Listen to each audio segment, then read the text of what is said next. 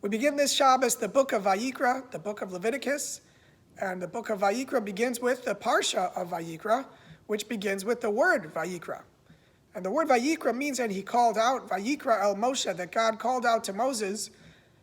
But there's something that's surprising about the word Vayikra.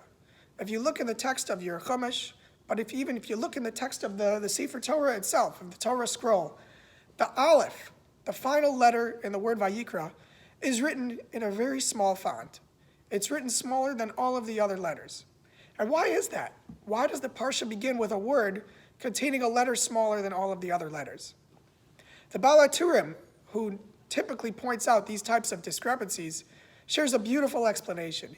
He explains that Vayikra el Moshe, God calling out to Moses, is something that really shows the greatness of Moses, that God went and called out to him before speaking to him.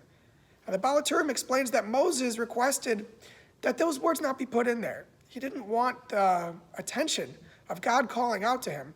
And in order to honor Moses' request, we have a small aleph.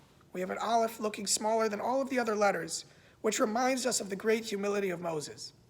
We live in a generation that the moment something good happens for someone, they're letting other people know. They're making a phone call, posting it in a WhatsApp group, maybe changing their Facebook status, putting it on Twitter.